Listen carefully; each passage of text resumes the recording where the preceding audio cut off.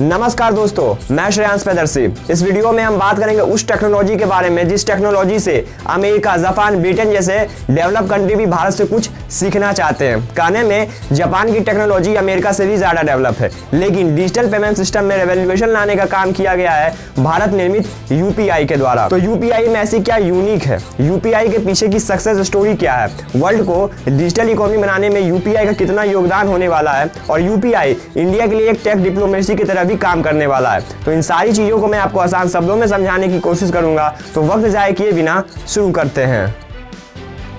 Unified payment interface यानी कि UPI एक instant real time payment system है जिसे डेवलप किया गया है national payment corporation of India NPCI के द्वारा, जो person to merchant, peer to peer, inter bank जैसी ट्रांजैक्शन की फैसिलिटी प्रोवाइड करती है। एनपीसीआई डिजिटल पेमेंट के लिए एक ऑर्गेनाइजेशन है और इस ऑर्गेनाइजेशन को आरबीआई द्वारा रेगुलेट किया जा रहा है। तो इंडिया को यूपीआई जैसे पेमेंट सिस्टम की जरूरत क्यों पड़ी? तो मैं आपके साथ एक डेटा शेयर करता हूँ। आज के साइबर वर्ल्ड में अगर इसे आप कंपेयर करो तो इस पर यकीन करना थोड़ा मुश्किल हो जाता है। बात है वर्ष 2011 की, जब आरबीआई ने ये पाया इंडिया में एक इंसान एक वर्ष में केवल 6 कैशलेस ट्रांजैक्शन कर रहा है। और ऐसी बात नहीं है कि पेमेंट सिस्टम अवेलेबल नहीं थे। 1 करोड़ से भी ज्यादा retailer card based payment system को एक्सेप्ट कर रहे थे, लेकिन ये सिस्टम थोड़ा डिफिकल्ट था। लोग इससे पेमेंट करने में थोड़ा अनकंफर्टेबल महसूस कर रहे थे। उस समय 14 करोड़ से भी ज्यादा ऐसे फैमिली थे जो उस समय तक किसी बैंकिंग सिस्टम से जुड़े ही नहीं थे। एक और समस्या थी, करप्शन और ब्लैक मनी के ट्रांजैक्शन मोस्टली कैश में हुआ करते हैं। तो ट्रांजैक्शन को ट्रांसपेरेंट और मैक्सिमम ट्रांजैक्शन को इनकम टैक्स डिपार्टमेंट के नजर में लाने के लिए कैशलेस पेमेंट सिस्टम को डेवलप करना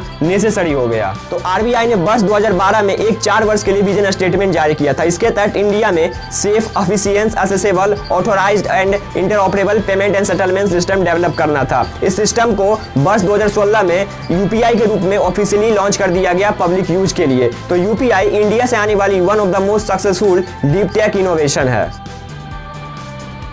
यूपीआई में ऐसी क्या यूनिक है जो इसे net banking, card based payment system और ई वॉलेट से डिफरेंट बनाती है? तो यूपीआई की सिंपलिसिटी और सेफ्टी इसे इन सबों से डिफरेंट बनाती है। बात करें नेट बैंकिंग की, तो नेट बैंकिंग में पेमेंट करने के लिए आपको सबसे पहले अपने यूजर आईडी और पासवर्ड से रजिस्टर करने पड़ते हैं। फिर आपके रजिस्टर्ड मोबाइल नंबर पे आए ओटीपी को इंटर कर आप अपने ट्रांजेक्शन को पूरा करते हैं। कार्ड बेस्ड पेमेंट सिस्टम, इसमें सबसे पहले आपको card number, card holder name, expiry date, CVV number add करने होते हैं। फिर रजिस्टर्ड मोबाइल नंबर पे आए ओटीपी को इंटर कर आप अपने ट्रांजैक्शन को पूरा करते हैं। वहीं ई वॉलेट की बात करें तो ई वॉलेट भी कुछ यूपीआई की तरह ही है, लेकिन इसमें भी कुछ एक्स्ट्रा फीचर्स हो जाते हैं। जैसे सबसे पहले आपको ई वॉलेट लोड करने पड़ेंगे, फिर केवाईसी प्रोसेस से गुजरना पड़ता है। लेकिन इन सभी पेमेंट सिस्टम से यूपीआई की प्रोसेस काफी सिंपल है। आपको सबसे पहले किसी भी थर्ड पार्टी ऐप जैसे फोन पे, गूगल पे, पेटीएम को डाउनलोड करने होते हैं। फिर इसके थ्रू आप अपने बैंक अकाउंट को यूपीआई का एक्सेस प्रदान करते हैं। फिर आपको एक वीपीआई या यूपीआई आईडी मिलता है जिसके थ्रू यूपीआई यूज करने वाले किसी भी इंडिविजुअल पर्सन को आप पैसे भेज सकते हो या उसे रिसीव कर सकते हो। फिर आप इंडिया के किसी भी कोने में क्यों ना हो, किसी भी टाइम किसी को भी पैसे भेज सकते हो या उसे रिसीव कर सकते हो। और अगर कोई यूपीआई यूज नहीं भी कर रहा है तो भी कोई प्रॉब्लम नहीं है, आप उसके बैंक अकाउंट और आईएफएससी कोड की मदद से उसे इजीली पैसे ट्रांसफर कर सकते हो। यूपीआई को सबसे यूनिक बनाती है इंटरऑपरेबिलिटी। अगर आप फोन पे यूज कर रहे हो और आपका शॉपकीपर पेटीएम यूज कर रहा है तो भी आप उसके क्यूआर कोड के थ्रू उसे पैसे भेज सकते हो। यानी सिस्टम आपको पूरी तरीके से फ्री करता है। यूपीआई को आप अपना पर्सनल असिस्टेंट बोल सकते हो। ये आपके लिए 24/7 आवर अवेलेबल है।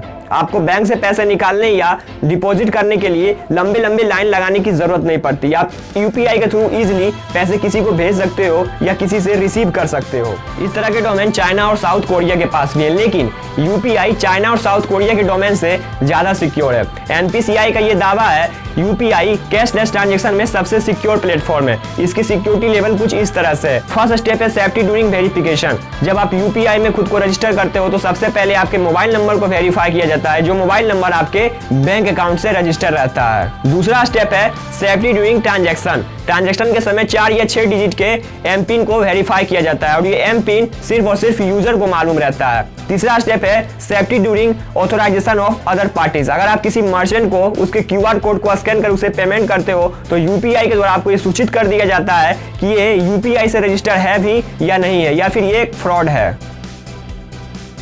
रीजन बिहाइंड सक्सेस, यूपीआई के सक्सेस के पीछे 3 मेन रीजन है, demonetisation, ease of using and security और तीसरा लॉकडाउन। जब गवर्नमेंट ऑफ इंडिया ने 8 नवंबर 2016 को अनाउंस किया था कि 500 और 1000 के नोट इनवैलिड कर दिए गए हैं तो कंट्री में एक पैनिक इन्वायरमेंट क्रिएट हो गया था। बैंक के सामने लंबे लंबे लाइन लगे हुए थे पैसों को एक्सचेंज और डिपॉजिट करने के लिए। इसी मौके का फायदा उठाकर हमारे पीएम नरेंद्र मोदी जी ने भी कैशलेस इंडिया को वाइडली प्रमोट किया और लोगों ने भी ये रियलाइज किया अगर हम आज कैशलेस होते तो इस तरह की प्रॉब्लम फेस नहीं करते, क्योंकि हमारे पास कैश रहेगा ही नहीं तो 500 के नोट बैन कर दो या 1000 के बैन कर दो, क्या फर्क पड़ता है। तो डीमोनेटाइजेशन ने यूपीआई की सक्सेस में एक नींव डाली।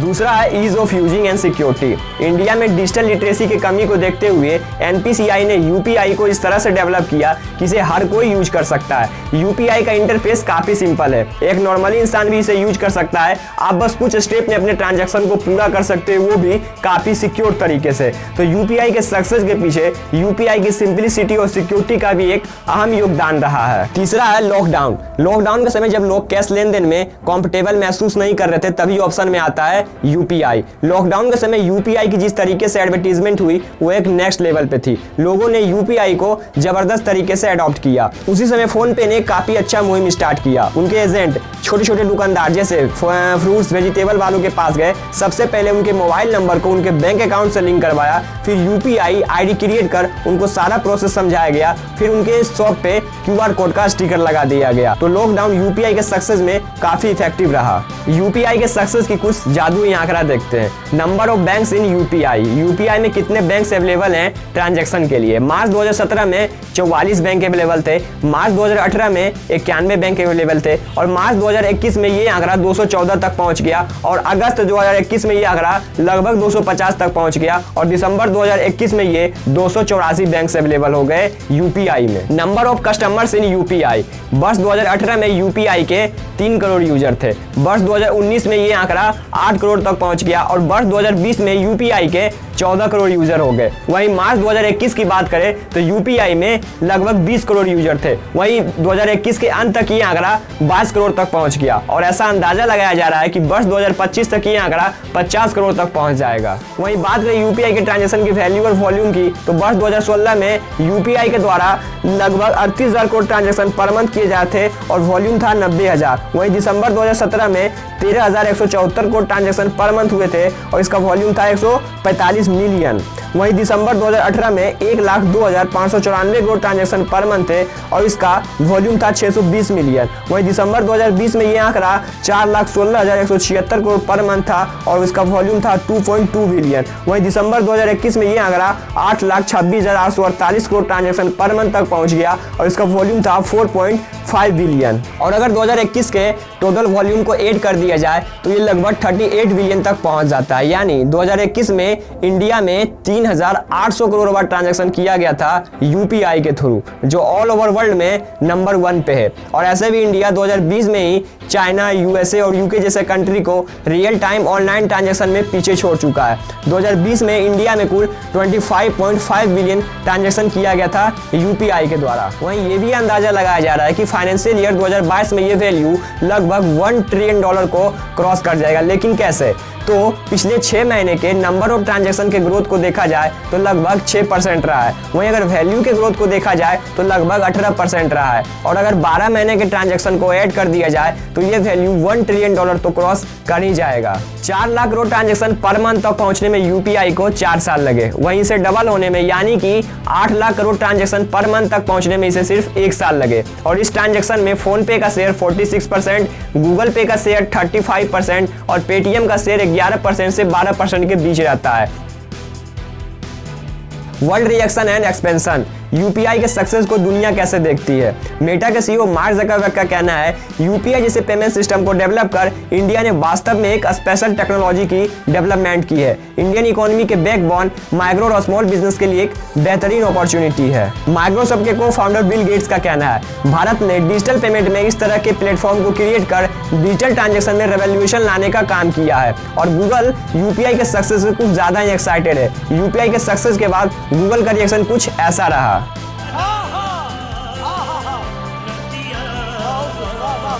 यहाँ तक कि गूगल ने 2019 में यूएस फेडरल रिजर्व को एक लेटर लिखकर ये सजेशन दिया, इंडिया के यूपीआई को एग्जाम्पल में रखकर कुछ सीखो और इसी तरह का कुछ real time payment system develop करो, वरना प्रॉब्लम क्रिएट हो जाएगा हम लोगों के लिए। फॉर्चून मैगजीन यूपीआई को आजादी के बाद इंडिया में हुई सबसे बड़ी रेवोल्यूशन कहता है। फॉर्चून मैगजीन का यह भी कहना है यूपीआई इंडिया के साथ साथ ऑल ओवर वर्ल्ड को डिजिटल इकोनॉमी बनाने में एक अहम योगदान निभाने वाला है। यूपीआई स्विफ्ट का भी एक अल्टरनेटिव है। इंटरनेशनल ट्रांजैक्शन स्विफ्ट के द्वारा किया जाता है। हर दिन लगभग 3 करोड़ से ज्यादा ट्रांजैक्शन होते हैं और इसका अमाउंट लगभग $5 ट्रिलियन के आसपास होता है। मैं इस अमाउंट को लेकर कंफर्म नहीं हूं, अगर आप में से कोई जानते हो तो कमेंट में बता सकते हो। स्विफ्ट मैसेंजर की तरह काम करता है। इस टेक्नोलॉजी की डेवलपमेंट 1977 में हुई थी और आज के साइबर वर्ल्ड में ये उतना सिक्योर भी नहीं है। अगर यूपीआई का यूज किया जाए स्विफ्ट की जगह तो इन सारी प्रॉब्लम को बाईपास किया जा सकता है। सुनने में बड़ा अच्छा लगता है लेकिन इसे करना बहुत ही मुश्किल है। अगर इंडिया यूपीआई को एक नए आइडिया के रूप में यूज करे तो यूपीआई स्विफ्ट का एक अल्टरनेटिव बन सकता है। और सबसे बड़ी बात, अगर इंडिया ऐसा करने में सक्षम रहा तो यूपीआई इंडिया के लिए टेक डिप्लोमेसी की तरह भी काम करेगा और गवर्नमेंट ऑफ इंडिया ने इसके ऊपर काम करना भी स्टार्ट कर दिया है। यूएई और सिंगापुर में यूपीआई को ऑपरेट करने के लिए बात चल रही है और जहां तक उम्मीद है इसी वर्ष 2022 में यूएई और सिंगापुर की तरफ से यूपीआई को ऑपरेट करने के लिए ग्रीन सिग्नल मिल सकती है। और अगर ऐसा होता है तो इंडियन टूरिस्ट के लिए काफी अच्छा एक्सपीरियंस होने वाला है, क्योंकि ना आपको फॉरेक्स कार्ड की जरूरत पड़ेगी और ना ही इंडियन रुपी को यूएस डॉलर या अन्य किसी करेंसी में कन्वर्ट करने के लिए कन्वर्जन चार्जेस की जरूरत पड़ने वाली है। और भूटान ने तो ऑलरेडी यूपीआई को एक्सेप्ट कर चुका है। इसी तरह कुछ और भी कंट्री हैं जो यूपीआई को एक्सेप्ट करने वाले हैं, जैसे Thailand, Philippines, Cambodia, Hong Kong, Vietnam, South Korea. एक minute, South Korea Kim Jong वाला नहीं, उसका पड़ोसी सैमसंग वाला, और जापान, रसिया भी इनमें से शामिल है। तो इन फ्यूचर इन कंट्रीज में भी यूपीआई डोमिनेट करने वाली है डिजिटल ट्रांजैक्शन में। मंगलयान तो आपको याद ही होगा जिसपे मिशन मंगल बना था, और मिशन मंगल के सक्सेसफुल होने के बाद हम जैसे दुनिया से कहते हैं, सेम वही डायलॉग इंडियन ओरिजिन यूपीआई के सक्सेसफुल होने के बाद हम फिर से कह सकते हैं, पूरी दुनिया से कहो कॉपीदार। इस डायलॉग को बोलने की आदत डाल लीजिए आप लोग, क्योंकि इंडिया अब यहाँ नहीं रुकने वाला है। और यूपीआई फास्ट मूवर का बेस्ट एग्जांपल है।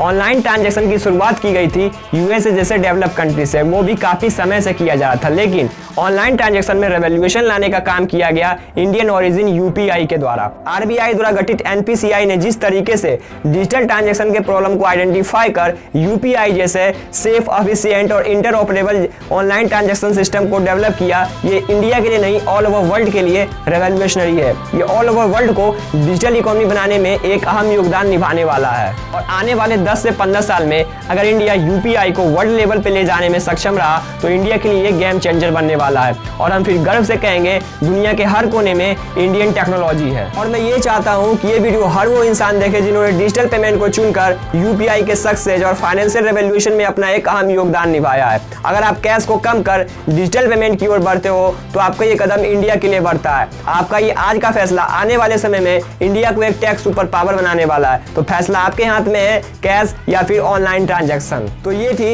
इंडिया द्वारा डेवलप यूपीआई की सक्सेस स्टोरी। यूपीआई जैसे पेमेंट सिस्टम ने इंडिया को वर्ल्ड लेवल पे एक अलग तरह की पहचान दी है। अगर आपको ये वीडियो इन्फॉर्मेटिव लगी और इस तरह के और वीडियोस को देखना चाहते हो तो हमारे चैनल को सब्सक्राइब कर बेल आइकन प्रेस कर दे ताकि आने वाली वीडियो की नोटिफिकेशन आप तक पहुंच सके। और हाँ, वीडियो को शेयर करना मत भूलना।